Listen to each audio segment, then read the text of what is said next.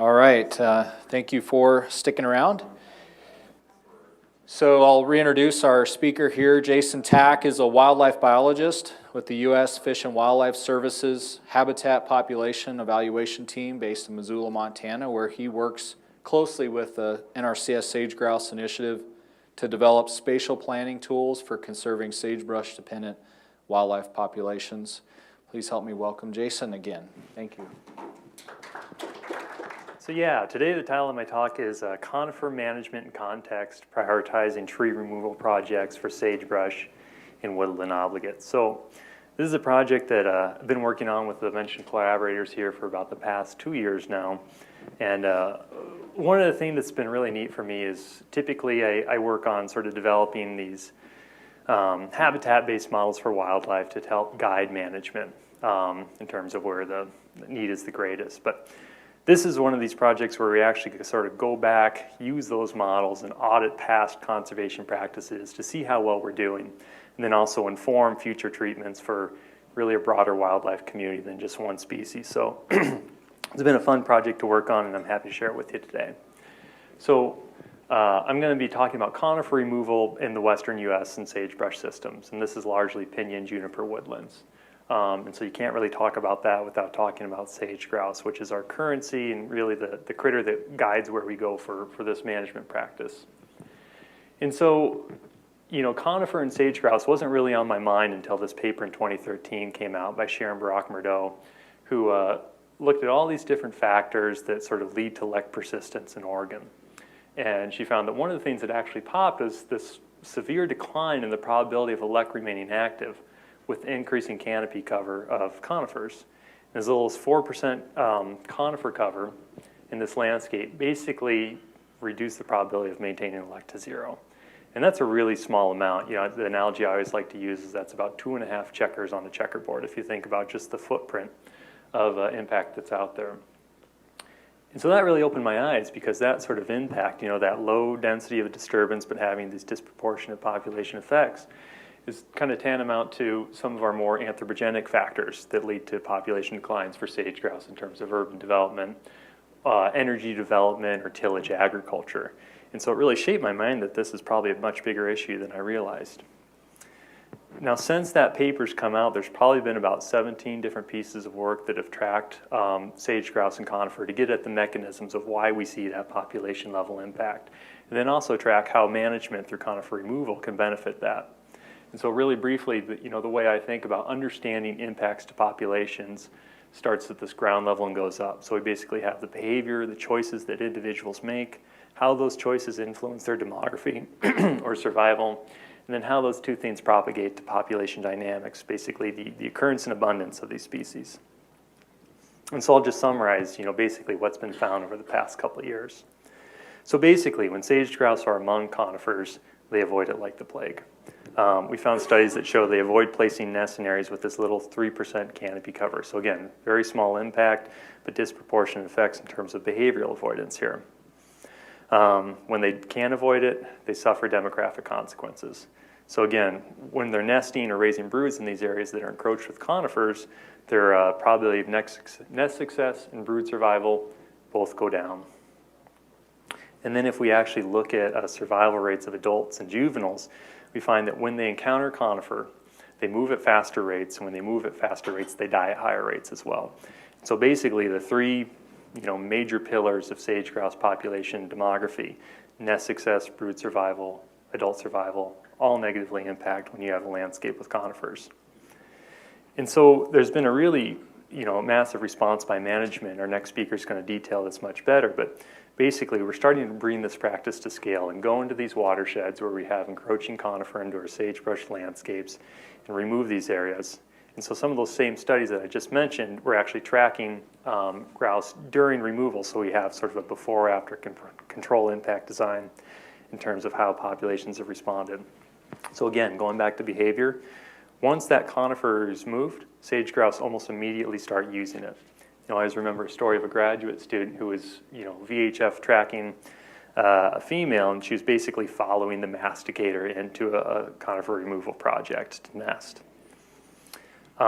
When they use those areas, there doesn't seem to be any legacy effects in terms of demography. So nest, brood, adult survival. Again, those 3 magic bullets to population growth all increase following conifer removal for sage grouse.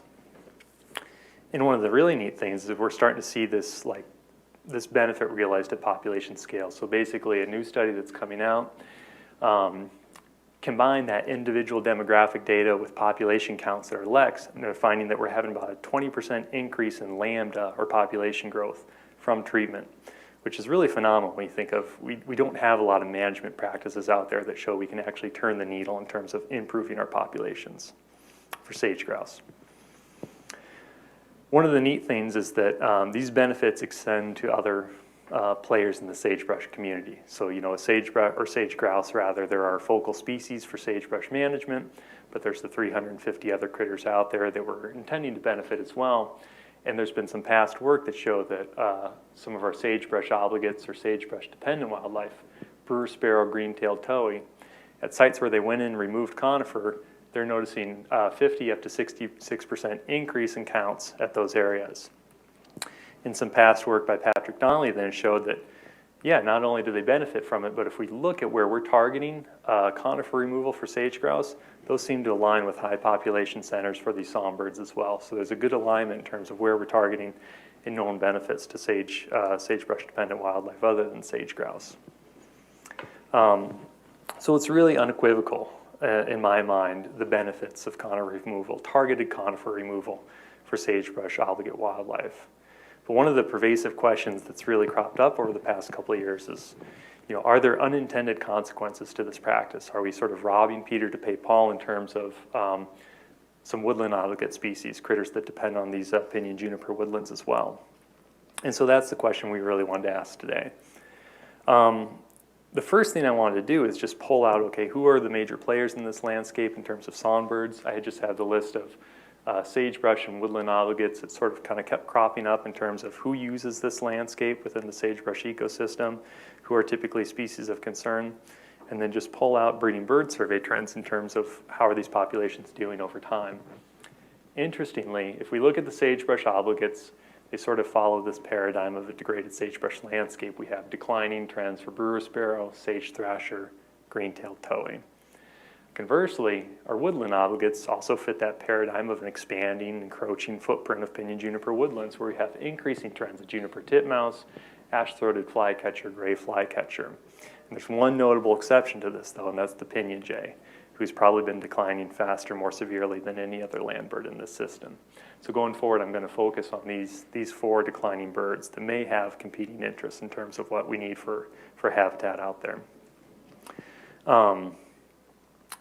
So basically what I wanted to do is just develop these models to tell us where's our best habitat in terms of songbird habitat in the landscape.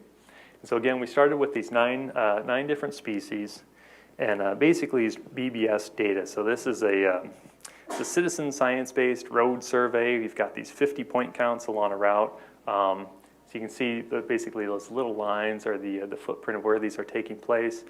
Data goes back to the 60s in some areas, so it's a really nice data set in terms of extent in both time and space, though it certainly does have its own caveats.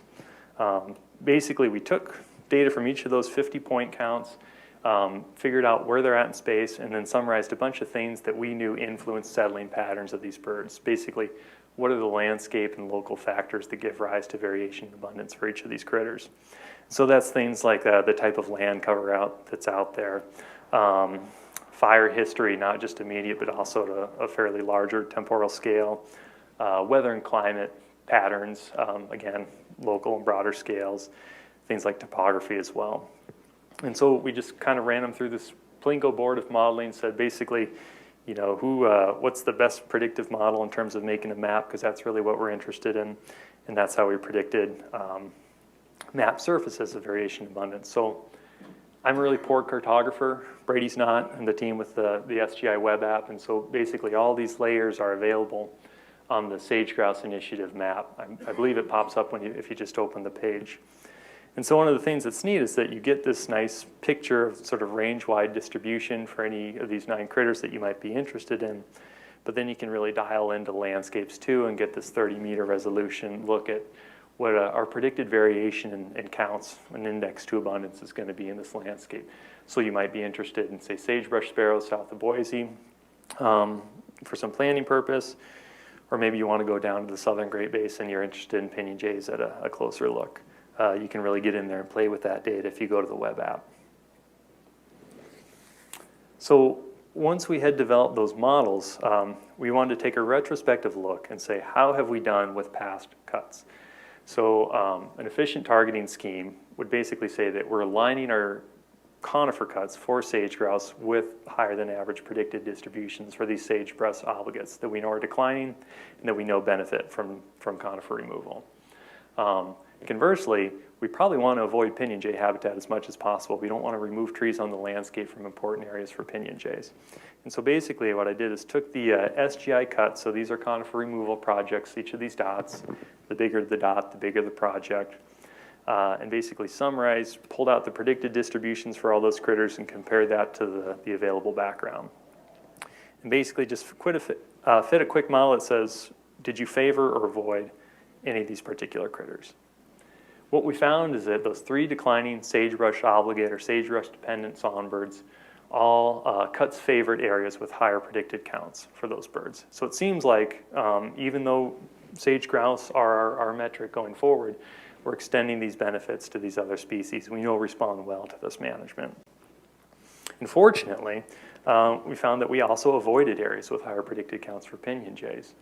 And so you know, it's not necessarily surprising when you think about the areas that are being targeted for management, right? These are generally sagebrush or historically sagebrush-dominated landscapes where you've had encroachment of conifers into those areas that probably are avoided by pinyon jay, which likes more heterogeneous stands, more phase 2, phase 3 stands of a conifer and sagebrush mix.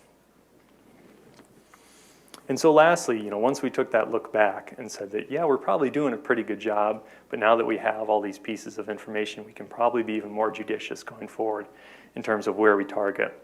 And so now what you're looking at is basically a map of conifer cover developed by folks at Colorado State. Our next presenter will talk more about this. Basically say this is our playground in terms of where we're probably going to be treating conifer for sagebrush restoration.